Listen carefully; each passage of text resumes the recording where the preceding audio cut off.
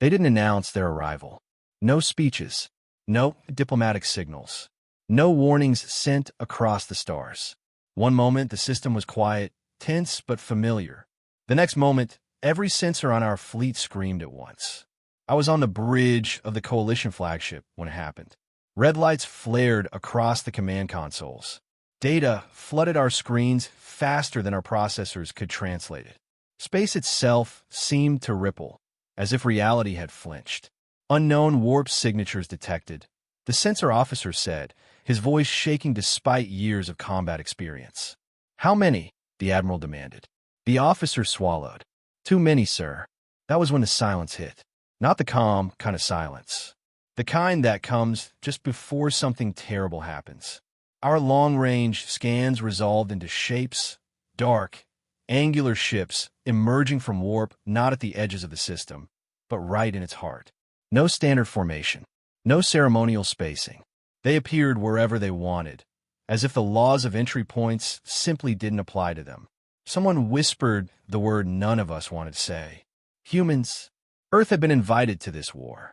That was the first mistake. For months, the Coalition had debated whether to bring humanity into the conflict.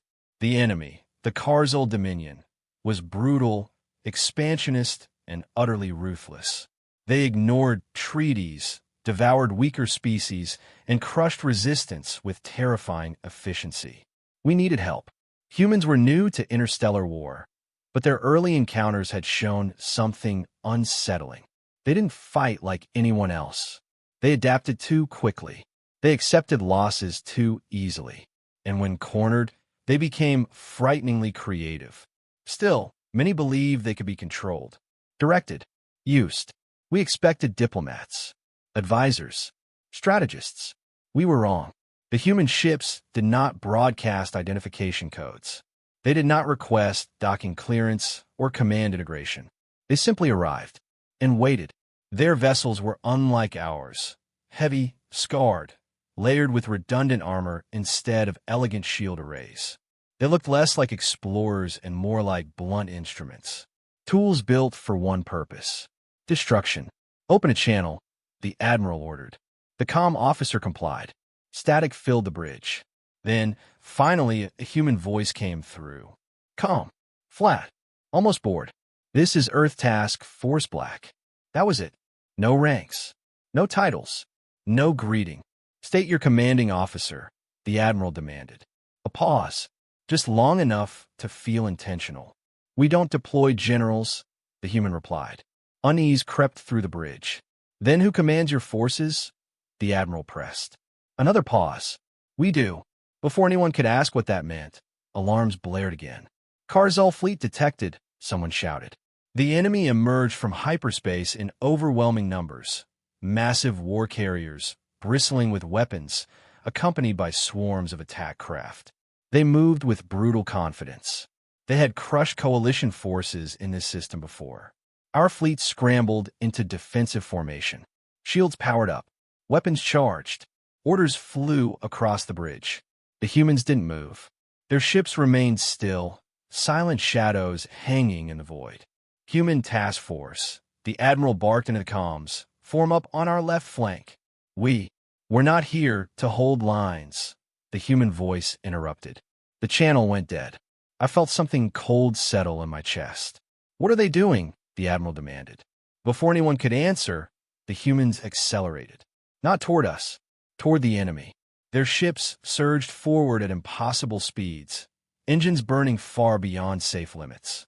They didn't cluster. They didn't coordinate visibly. Each ship chose its own vector, plunging straight into the heart of the Karzul advance. To all units, the admiral shouted, "Human ships are breaking formation." "No," I whispered, staring at the tactical display. They never had one. The Karzul reacted instantly. Their fleets reoriented, targeting the human vessels with overwhelming firepower. Energy beams lit the void. Missile swarms converged. The humans didn't dodge. They charged faster. "Have they lost their minds?" someone cried. Then the first human ship exploded. Not from enemy fire. From itself. The blast was controlled, directional, focused entirely forward. The shockwave tore through a Karzul cruiser, ripping it apart from the inside out. Debris scattered like shrapnel, shredding nearby enemy ships. Before we could process that, another human vessel detonated. Then another, and another. Each explosion was calculated. Each sacrifice placed with horrifying precision.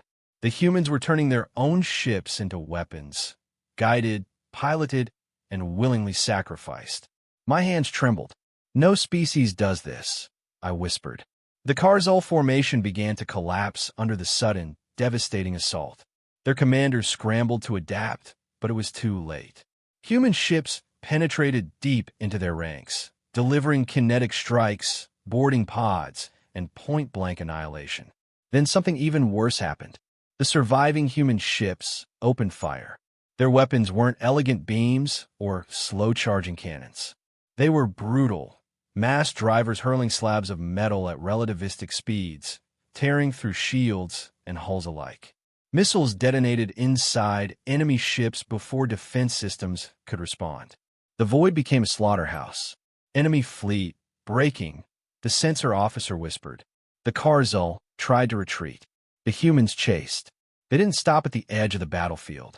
They pursued fleeing ships, cutting off escape vectors, disabling engines, boarding vessels that attempted surrender. Boarding. My blood ran cold. Karzul were infamous close-combat predators. Even our best troops struggled against them. Sending soldiers aboard their ships was considered suicide. The humans sent theirs anyway. Visual feeds flickered onto our screens, unintentionally shared across the Coalition network. Human soldiers in dark armor moved through enemy corridors with terrifying efficiency. No hesitation, no panic.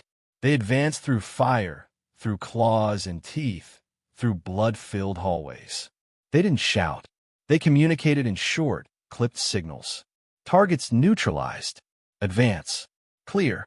I watched one human soldier, wounded, bleeding, drag himself forward to detonate a charge that took out an entire Karzul command nest. He didn't try to escape. He finished the mission.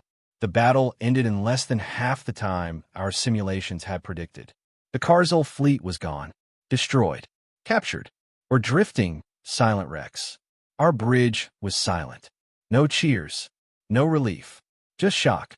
The human ships regrouped, not in formation, but loosely, like predators regrouping after a hunt. Damage reports streamed in. Casualty lists were long. The humans did not request medical aid. They did not request reinforcements. They simply transmitted one final message. Objective complete. We'll proceed to the next system. The Admiral found his voice. Next system? We haven't authorized. The human cut him off. Earth didn't come here to negotiate, the voice said calmly. We didn't bring diplomats. A pause. We brought soldiers who know how to end wars. The channel closed. As the human fleet jumped away, leaving us surrounded by wreckage and drifting corpses, I realized the terrible truth. We had invited humanity to fight our war, but they weren't fighting for us. They were fighting to finish it. And whatever stood in their way, enemy or ally, would not be given a choice. That was when fear truly began. The battlefield did not feel like victory. As the wreckage drifted through space and the last echoes of combat faded, none of us celebrated. Victory usually brought relief, exhausted laughter, quiet prayers, or at least the comfort of survival. This time, there was only unease. The human fleet was already gone. They hadn't waited for debriefings. They hadn't requested permission. They hadn't even acknowledged the magnitude of what they had done. They simply moved on, toward the next Karzul-controlled system. The Coalition command scrambled to reassert control. Emergency councils were convened. Orders were issued. Signals were sent. None were answered. I was reassigned that same cycle, ordered to act as a liaison observer aboard a human vessel. Officially, it was to improve coordination. Unofficially, everyone knew the truth. They wanted someone to watch them, to understand them, to make sure they didn't turn on us. I boarded the human ship Gravesend 6 hours later. It did not feel like stepping onto a military vessel. It felt like entering a tomb that was still moving. The corridors were narrow, utilitarian, and scarred. Burn marks crawled across the walls like old wounds. Emergency lights flickered, not from damage, but by design. Low visibility, high contrast. Every surface was functional. Nothing decorative. Nothing comforting. Human soldiers moved past me without acknowledgement. Their armor was matte black, scratched and dented. Each carried weapons that looked less like rifles and more like industrial tools. Heavy, modular, brutal.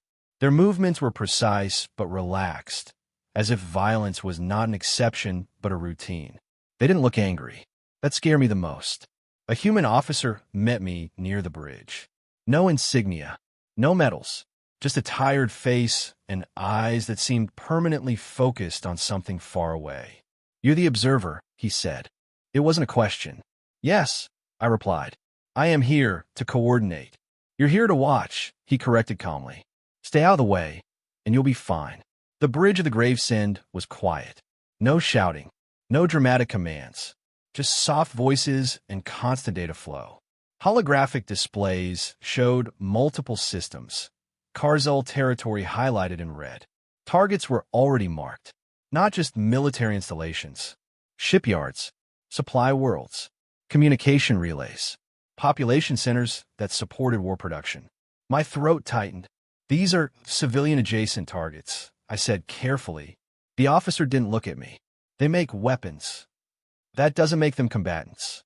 He finally turned. "To us, it does." Before I could respond, alarms chimed. Not emergency alerts, but status confirmations. "Drop complete," a voice announced. I watched the display as dozens of small pods detached from the hull of the Gravesend, plunging toward the surface of a Karzul world below. "What are those?" I asked. "Kill teams." The word hit harder than any explosion. The pods screamed through the atmosphere, their heat signatures briefly visible before countermeasures masked them. Karzul planetary defenses activated too late. The pods hit the ground at terminal velocity. The feeds switched automatically. I saw fire, screaming creatures, and humans moving through it like shadows. They struck command centers first, leadership nodes, communication hubs, then manufacturing facilities. Not bombing them from orbit, taking them apart from the inside. Every movement was deliberate. No wasted shots. No hesitation. The Karzul fought back with ferocity, claws tearing through armor, acid weapons splashing across walls. The humans adapted instantly. If a hallway became lethal, they blew through a wall. If a weapon failed, they picked up another from friend or foe. If someone went down, the team adjusted and kept moving. They did not stop to mourn. I watched one human get impaled through the chest. He didn't scream. He activated a device on his armor and dragged himself forward, detonating it amidst a cluster of enemies. The feed cut out. "Did he just..." I began. "Yes," the officer said. "He completed the objective." "How can you accept losses like that?" The officer considered the question. "Because if we don't," he said, "more people die later." The planet fell in less than 4 hours. Not conquered, crippled. Its war-making capacity was erased. Its leadership gone. Its defenses shattered. The humans didn't occupy it. They didn't claim it. They left it broken and unable to fight. Then they moved on. As we jumped to the next system, I began to notice patterns. The humans weren't reacting to the war. They were executing a plan. Every strike fed into the next. Supply lines collapsed. Reinforcements arrived too late. Entire fleets found themselves without fuel, without orders, without hope. The Karzul Dominion began to panic. Intercepted transmissions flooded our channels. Orders contradicting each other, commanders demanding impossible responses, accusations of betrayal. The humans listened. They learned. They adjusted. At one point, a coalition admiral demanded a joint strategy meeting. The human response was brief. Negative. "We're ahead of schedule." Ahead of schedule. That phrase echoed in my mind as I watched another world burn. Not from orbital bombardment, but from internal collapse triggered by human sabotage. I confronted the officer later. "You're not fighting a war," I said. "You're dismantling a civilization." He nodded. "Yes, that's genocide." He shook his head. "No, it's prevention." I stared at him in disbelief. You decide that? No, he said quietly. History did. He showed me records, human colonies erased in early Karzal raids. Entire populations consumed. Children used as leverage. Warnings ignored by the galaxy because humans were considered too new, too aggressive, too unstable to trust. This war started long before the Coalition noticed, he said. The next system was worse. The Karzal had fortified it heavily, expecting orbital siege. They never got one. Human ships slipped past defenses using sensor masking techniques that shouldn't have worked. Kill teams deployed directly into enemy strongholds. Power grids went down. Atmosphere processors were sabotaged, controlled, reversible but terrifying. Panic spread faster than fire. Karzal forces surrendered en masse. The humans accepted none of it. They disarmed them, marked them, released them back into a shattered system with one message broadcast across all frequencies. Stay down, or we come back. As we left, I realized something horrifying. The humans weren't just winning. They were teaching the enemy fear. Fear so deep it would echo for generations. I asked the officer one final question as we prepared for another jump. When does it end? He looked at the stars ahead. Systems already marked for annihilation. When they stop thinking war is worth the risk. The jump engines activated, and I understood the truth. Earth hadn't sent diplomats because diplomacy was already over. They hadn't sent generals because generals still thought in terms of battles. Earth had sent killers in army suits. Professionals whose only mission was to make sure this war would never happen again, no matter the cost. Fear does not arrive suddenly. It creeps in quietly between reports, inside pauses, hiding in the way people stop asking certain questions. By the third system, the Coalition was afraid of its own allies. Human operations had become efficient, too efficient. Worlds fell not with spectacle, but with inevitability. Every move the Karzal made felt anticipated. Every countermeasure was already obsolete before it was deployed.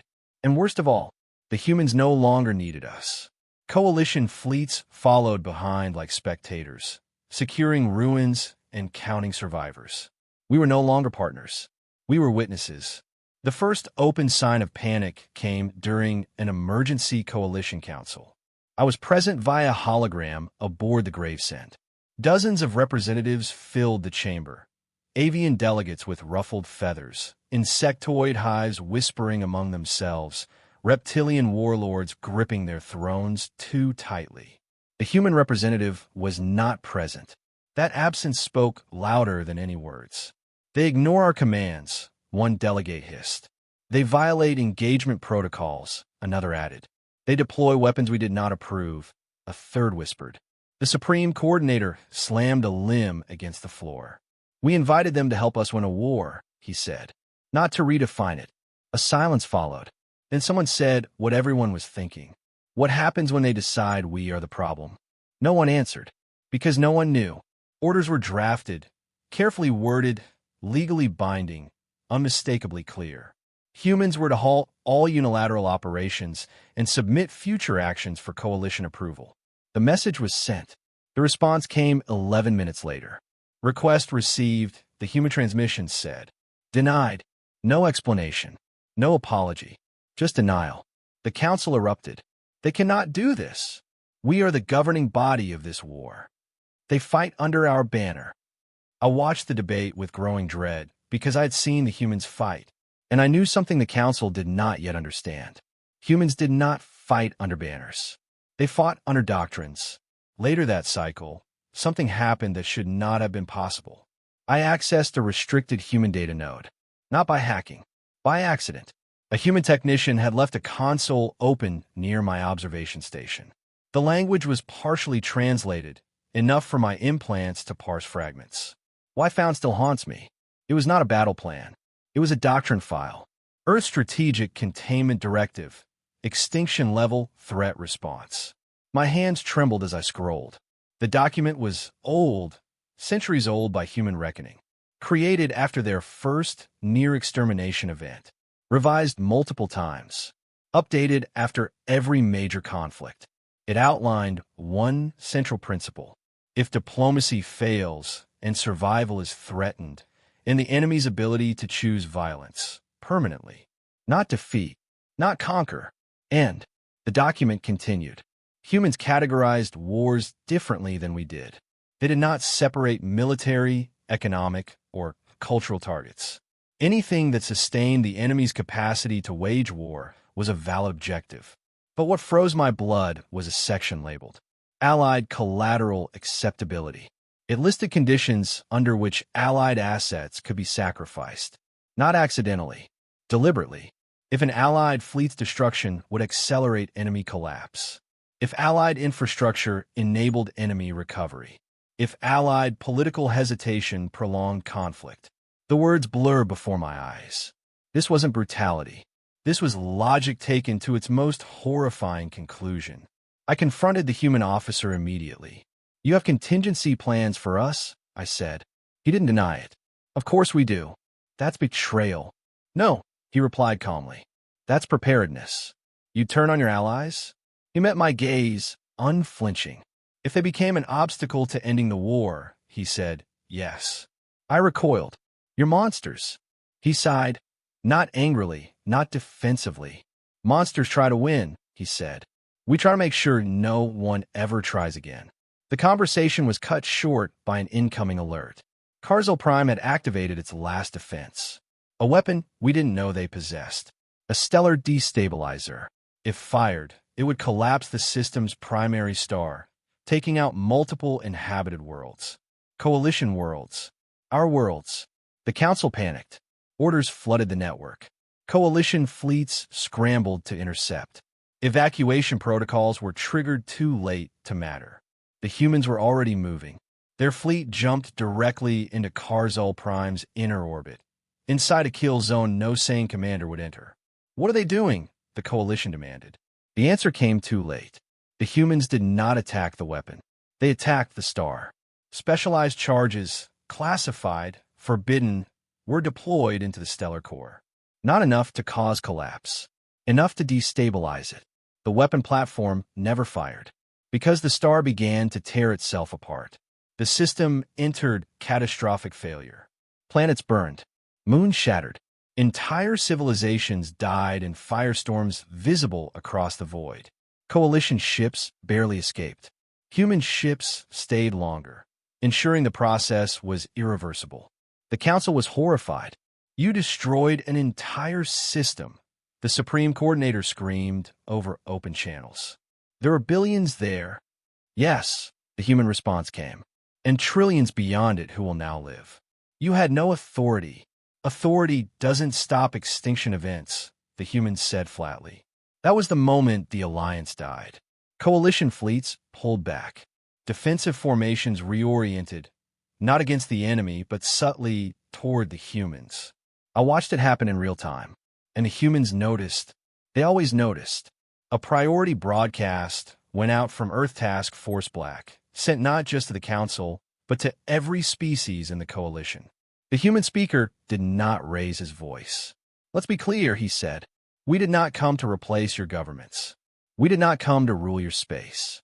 We came because you were losing." Images followed, simulations of alternative timelines. Coalition hesitation. Prolonged war. Carzal adaptation. Galaxy-wide extinction. Then one final image.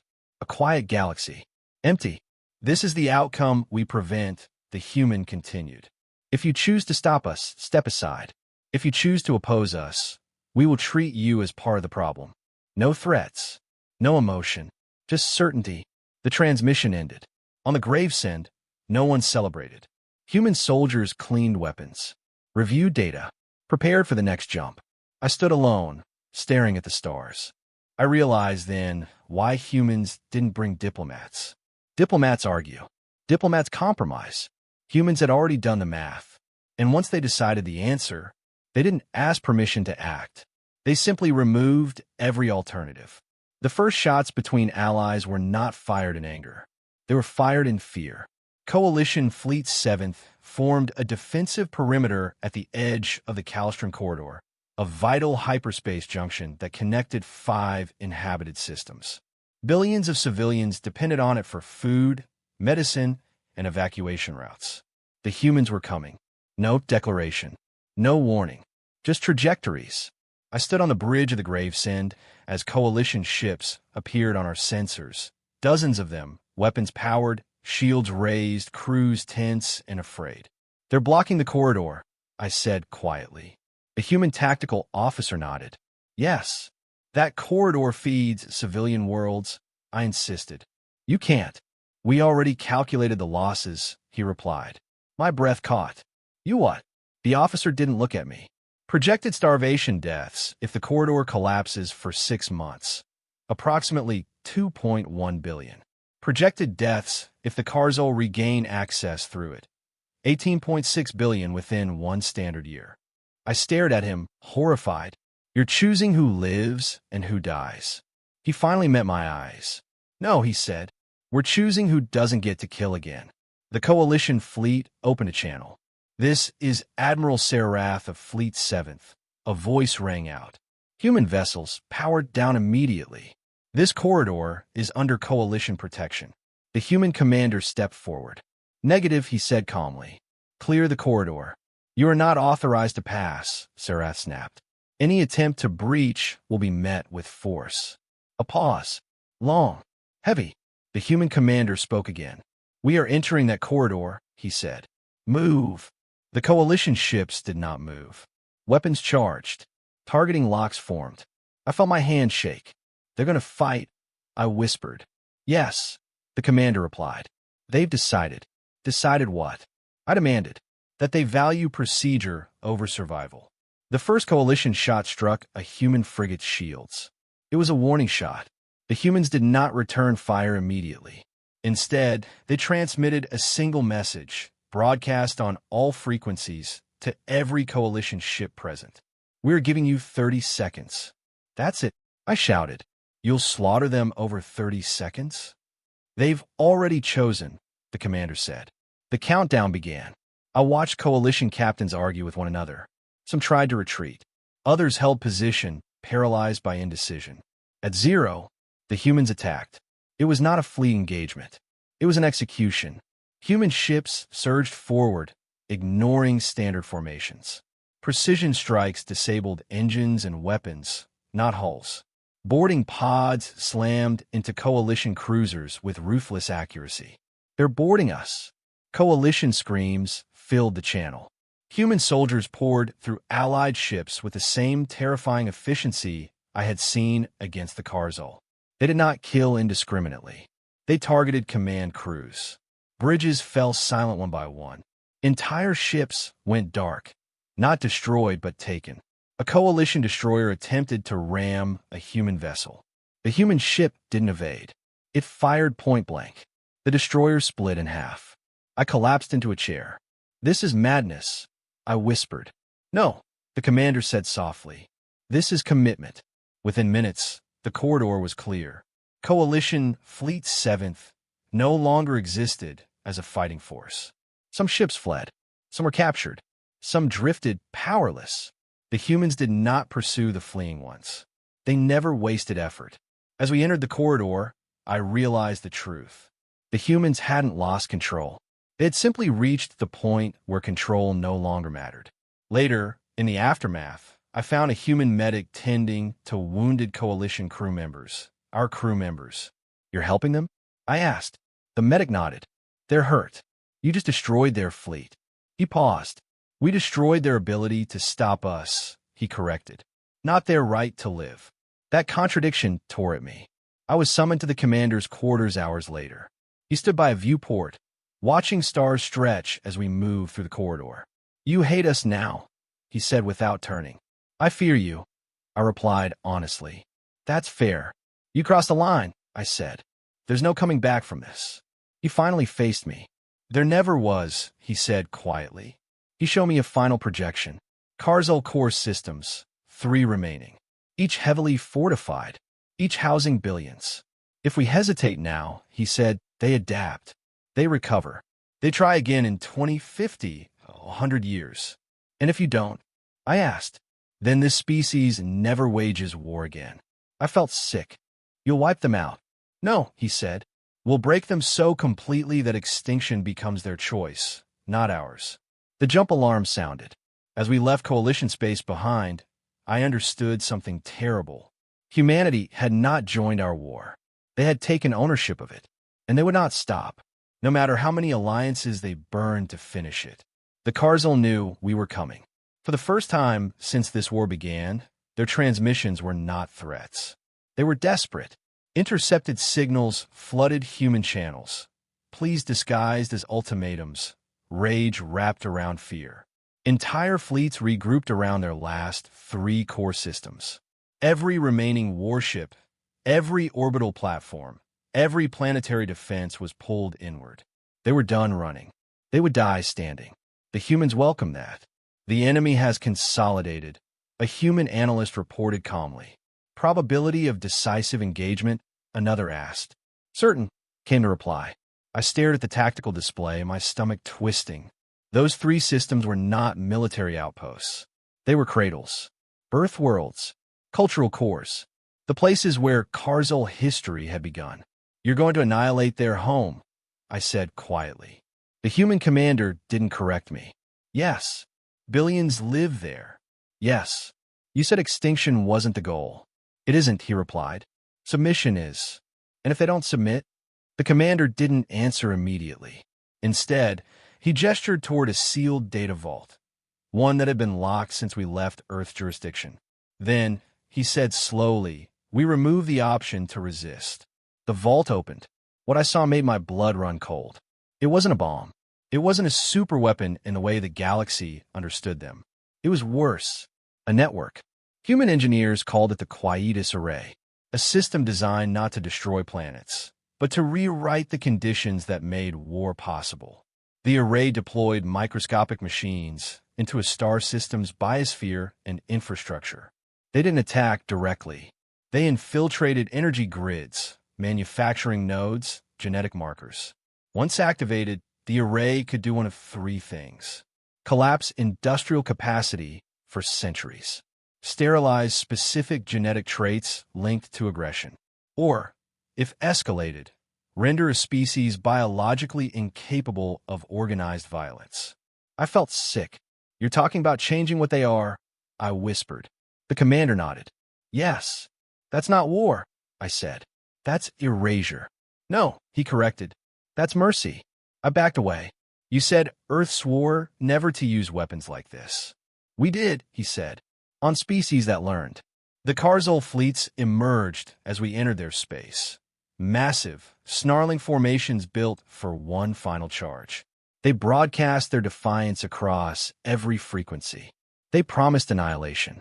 They promised vengeance. They promised that humans would be hunted for eternity. The humans didn't reply. They deployed the array. Not fully, only the first layer. Within hours, Karzal shipyards went silent.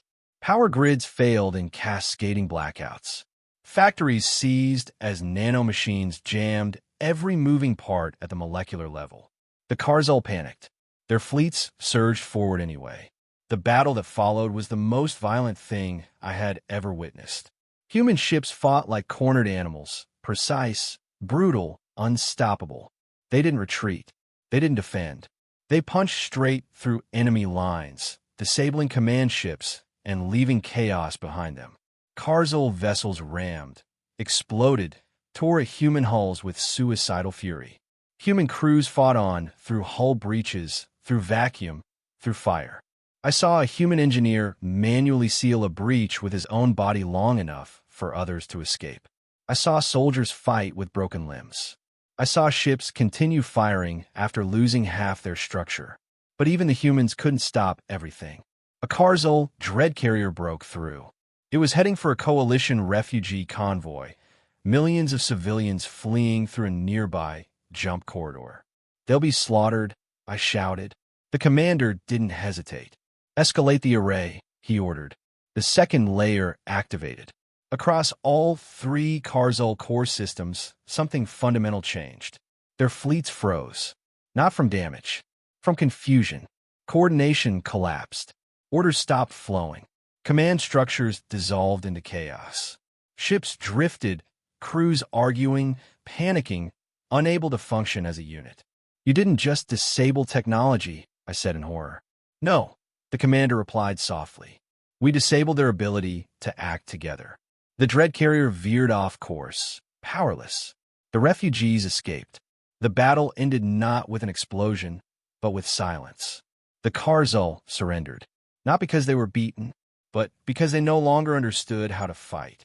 I watched as their leaders transmitted unconditional surrender across all frequencies. The galaxy exhaled, and then I realized something terrifying. The humans hadn't used the full array. Not yet. I confronted the commander one last time. If they rebel, I said, you'll use the final layer. Yes. You'll change them forever. Yes. I looked at the stars, at the shattered remnants of a civilization that would never be the same. You became gods, I whispered. The commander shook his head. No, he said. We became what happens when gods fail. As the human fleet prepared to withdraw, I understood the truth at last. Earth didn't send diplomats because diplomacy would have failed. They didn't send generals because generals would have hesitated. They sent their deadliest soldiers, not to win the war, but to end the idea of it. Forever. The war ended without celebration. There were no victory parades, no songs, no monuments raised in triumph. There was only silence. Across the galaxy, news spread faster than any fleet ever could. The Karzul Dominion, once the most feared expansionist power in known space, had surrendered unconditionally. Their core systems were intact, their people alive, yet something essential had been taken from them. They were no longer dangerous, and everyone knew who had done it. Humanity. At first, the reaction was disbelief. No species could dismantle a civilization without erasing it. The reports are exaggerated. This must be coalition propaganda. Then the evidence arrived. Independent probes confirmed it. Traders returned with stories.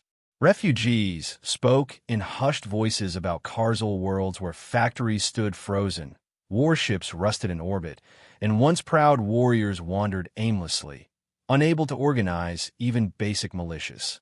The galaxy didn't cheer. It recoiled. Emergency councils convened everywhere. Ancient empires that had ruled for millennia suddenly questioned their own security. Defense doctrines were rewritten overnight, not to counter enemies, but to account for humans. They were no longer seen as a rising power.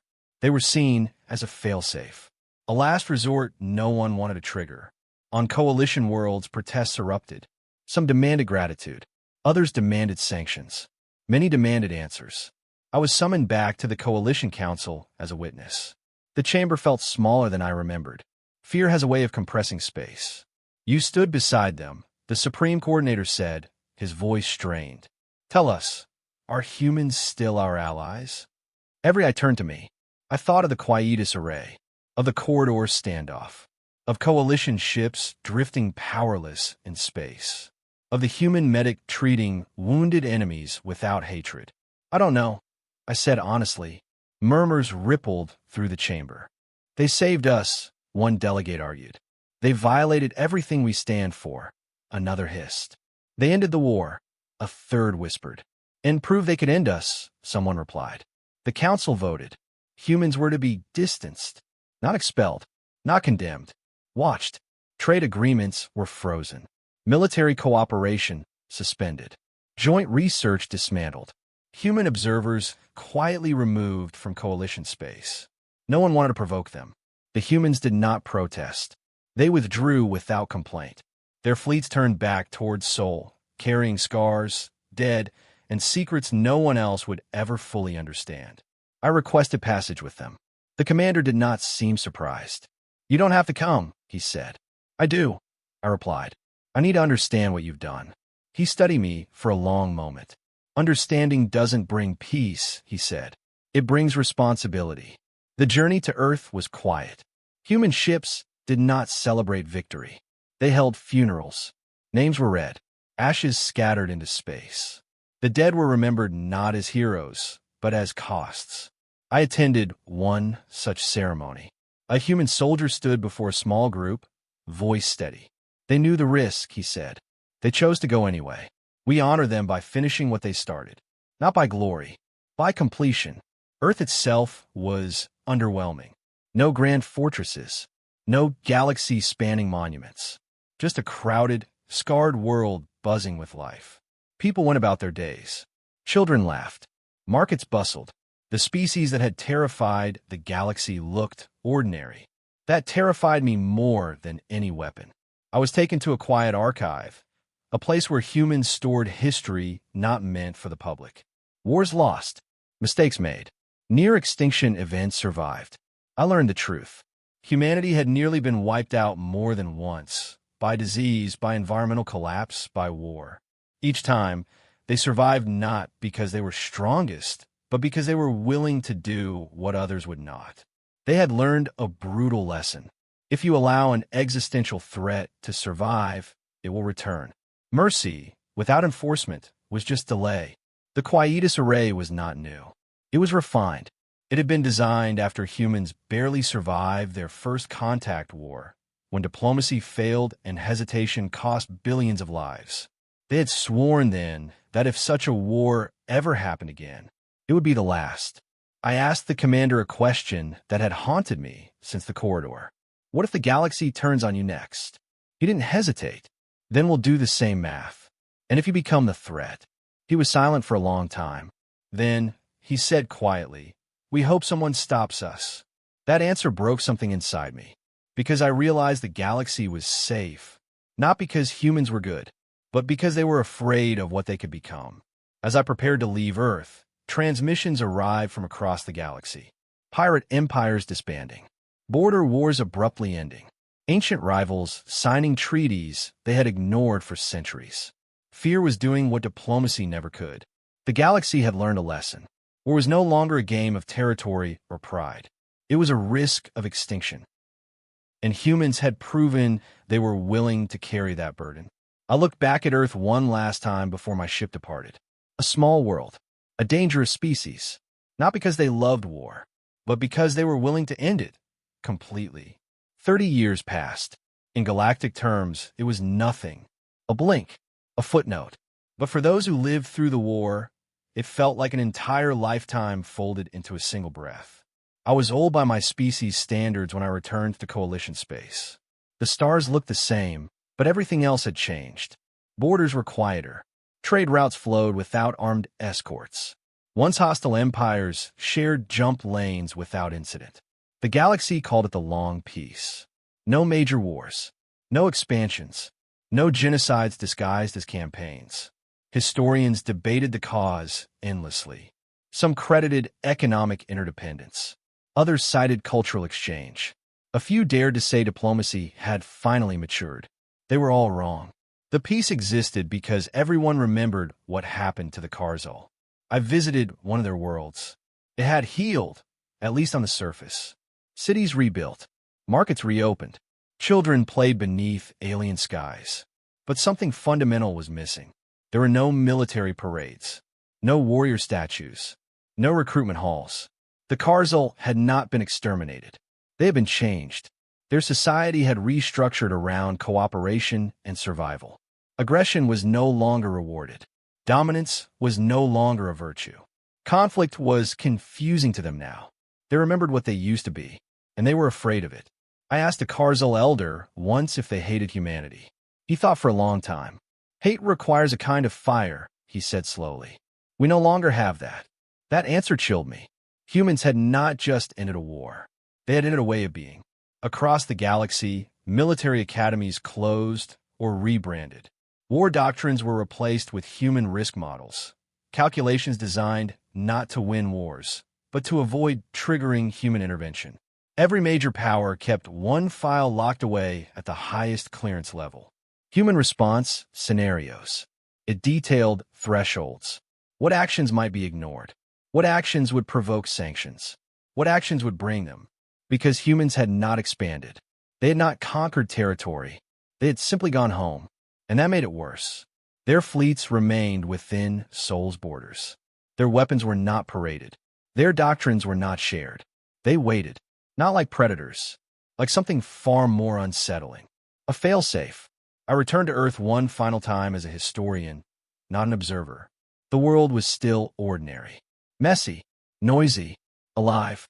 Human children studied the war in school, not with pride, but with discomfort.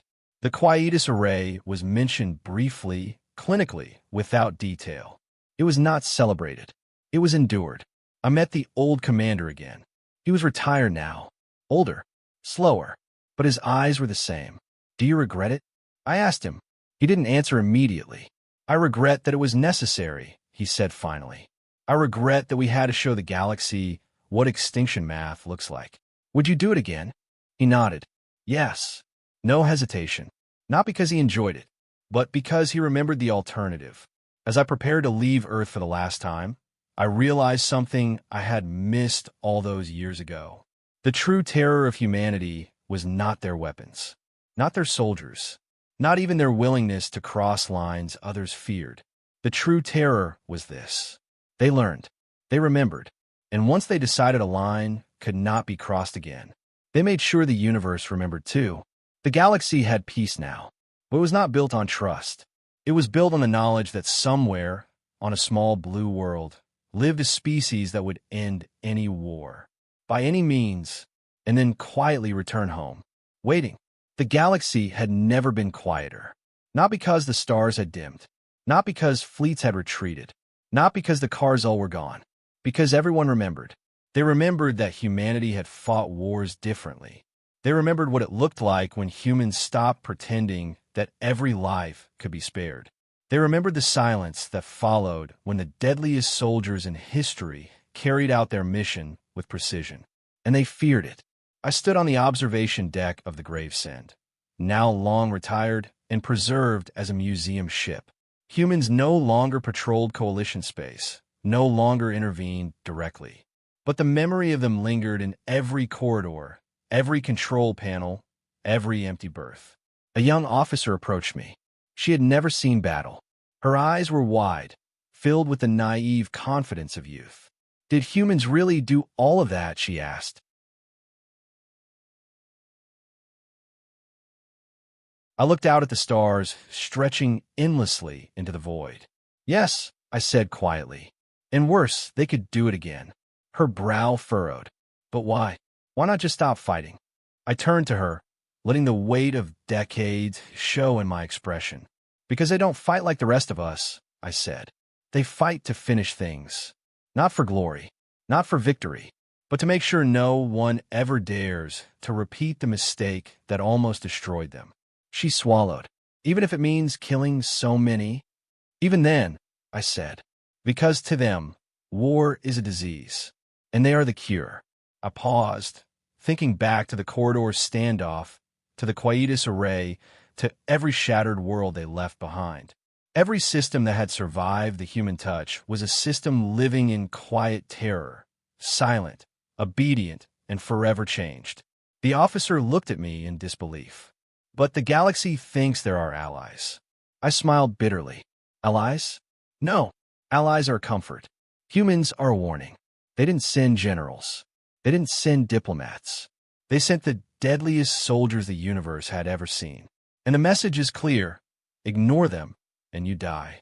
Resist them, and you die faster. Obey or survive. That's the choice. She shivered.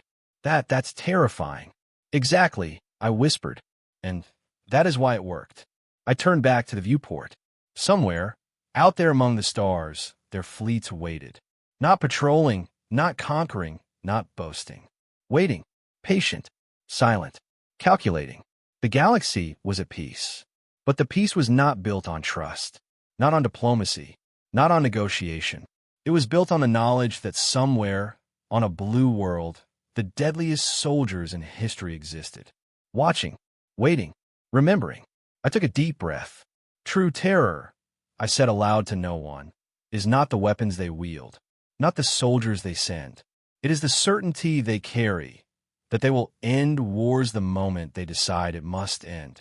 And once humanity makes that decision, nothing and no one will ever stand in their way. The young officer went silent. She looked at me, eyes wide with awe and fear. I smiled faintly. The universe doesn't get a say. That is humanity. That is why we survive. That is why the galaxy remembers to be afraid. And as the stars stretched endlessly before us, I understood fully. The humans had not fought the war to win. They had fought it to teach the galaxy a lesson we would never forget. And somewhere deep in the void, I knew they were still waiting for the next war, for the next threat, for the next mistake. Because Earth didn't send generals. They didn't send diplomats. They sent killers, and killers never forget. The universe was silent, and the stars, witness to the deadliest lesson ever taught, were trembling.